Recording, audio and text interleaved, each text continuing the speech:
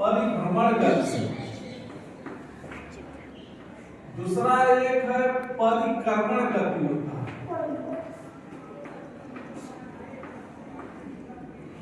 क्रमण गति दोनों में अंतर। परिभ्रमण जैसे घूर्णन गति भी कहते हैं। घूर्णन गति में जब जैसे लट्टू अपने अक्ष पर चारों तरफ घूमता है उसको क्या बोलेंगे? परिभ्रमण गति। परिक्रमण गति तब होती है जब हम किसी चीज के चारों तरफ घूमते हैं। जैसे देखो ये ग्लोब है, तो ग्लोब इसका उत्तरी ध्रुव क्या है? ये ऊपर वाला उत्तरी ध्रुव है, नीचे दक्षिणी ध्रुव है। अब पृथ्वी जो है कि थोड़ा सा किधर है? झुकी हुई है ना, तो 23.5 अंश झुकी हुई है पृथ्वी। तो जब ये अपने जगह पे स्थिर होकर इस तरह से घूम रही है पृथ्वी, तो ये परिभ्रमण गति कर रही है। कौन सी गति कर रही है? परिभ्रमण गति। और ये भी हम जानते हैं कि पृथ्वी अपने अक्ष पर ऐसे घूम रही है। 24 घंटे में क्या करती है? एक चक्कर लगा लेती है। लेकिन इसके साथ साथ ये पृथ्वी जो होती है सूर्य के चारों तरफ भी चक्कर लगाती है। तो मान लीजिए अगर कोई यहाँ पर सूर्य है, इस तरह से सूर्य है, तो सूर्य पृथ्वी यहाँ पर है, तो इसके चारों तरफ ऐसे ऐसे क्या करेगी? घूमेगी। इसके अपने अक्ष पर भी ऐसे घूमते हुए ऐसे ऐसे चारों तरफ इसके घूमेगी। तो जो ये पृथ्वी जब इसके चारों तरफ घूमती है तो वो कौन सी गति होती है? परिक्रमण गति होती है। इसको जैसे नहीं कहते हैं परिक्रमा करना। किसी मंदिर का जब आप परिक्रमा करती हो तो क्या करती हो? उसको चारों तरफ घूमती हो।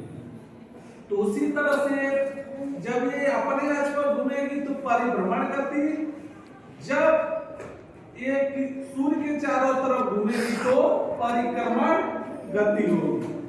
तो पृथ्वी पर दिन और रात कैसे बनता है? इसी गतियों के कारण दिन और रात बनता है।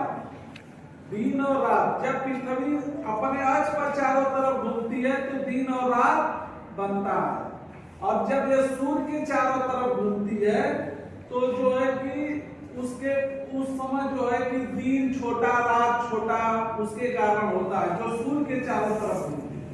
अब देखो पृथ्वी यहाँ है, सूर्य मान लीजिए, ठीक, तो पृथ्वी का जो भाग इसके सामने पड़ेगा वहां पर क्या रहेगा? प्रकाश रहेगा, तो दिन रहेगा।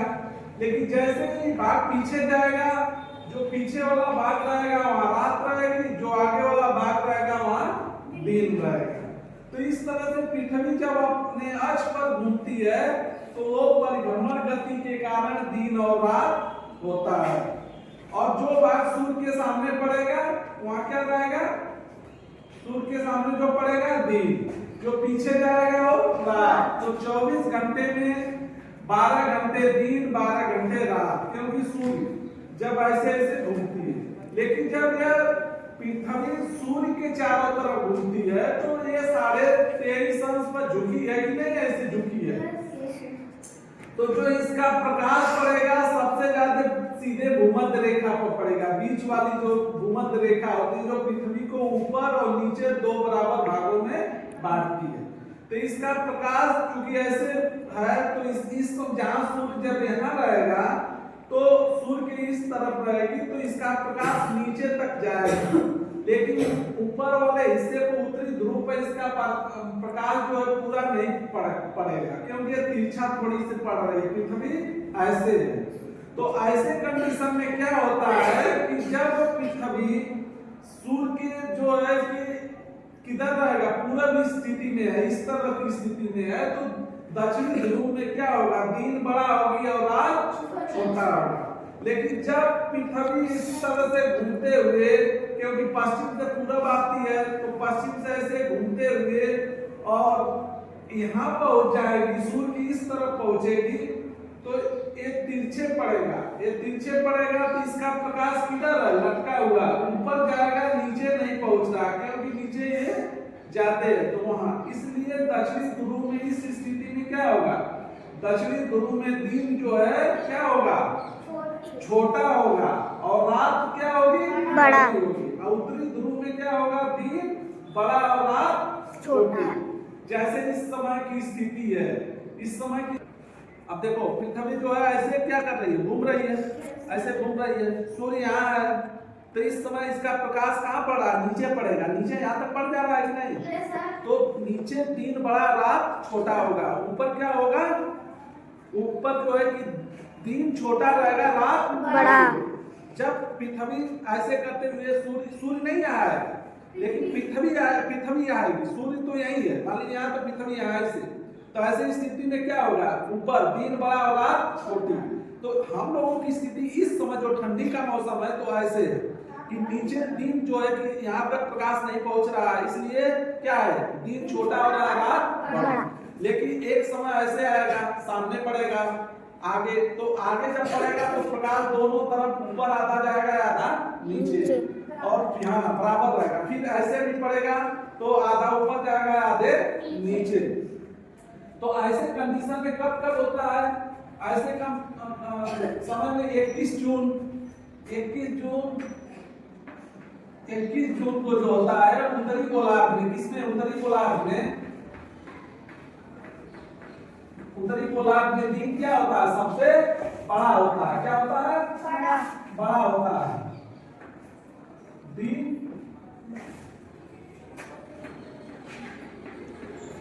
सबसे बड़ा होगा।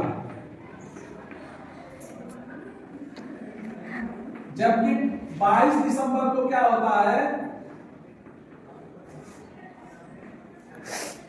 22 दिसंबर को उत्तरी गोलार्ध में दिन क्या होगा, सबसे छोटा होगा, क्या होगा, छोटा होगा।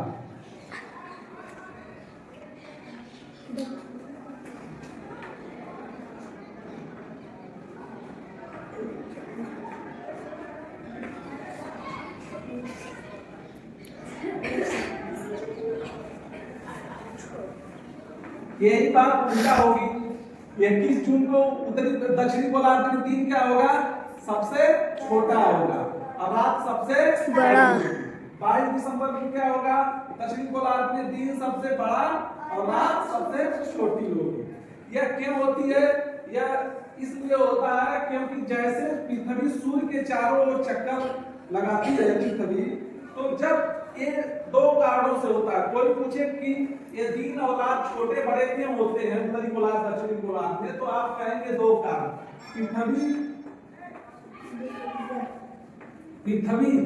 की परिभ्रमण गति के कारण, पृथ्वी की परिक्रमण गति के कारण।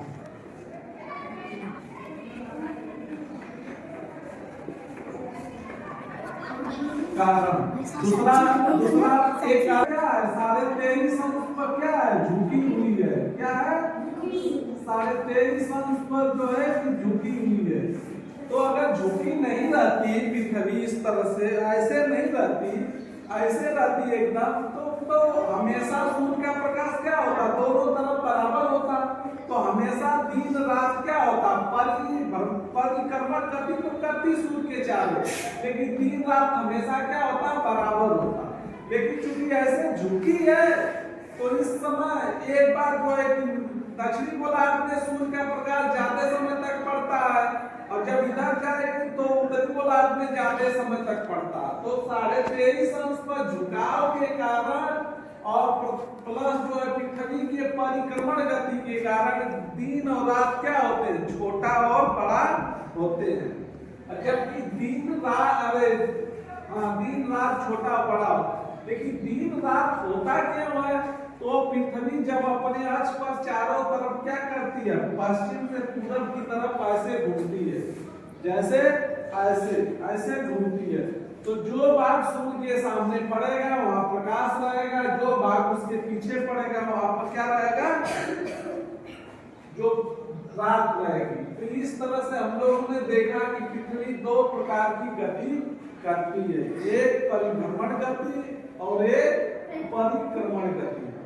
परिभ्रमण गति में पृथ्वी अपने जगह पर स्थिर होकर ऐसे घूमती है, जबकि परिक्रमण गति में सूर्य के चारों, जैसे कितने हैं सूर्य के कितने जो ग्रह हैं, 8 ग्रह हैं, तो पृथ्वी भी सूर्य का एक ग्रह है जो सूर्य का चारों तरफ क्या करती है, चक्कर लगाती है। तो इस तरह से सूर्य के चारों तरफ भी घूमती है। जैसे जैसे सूर्य के, अगर ये मान लीजिए पृथ्वी है और यहाँ पर सूर्य है, तो एक बार स्थिति जब पृथ्वी ऐसे झुकी है तो एक बार क्या होगा कि यहाँ पर जो है प्रकाश जो है ज्यादा पड़ेगा और यहाँ पर कम पड़ेगा। लेकिन जब पृथ्वी सूर्य इस तरफ, पृथ्वी जो है इधर आ जाएगी, मतलब सूर्य के इस तरफ आ जाएगी। तो जब सूर्य की इस तरफ आ जाएगी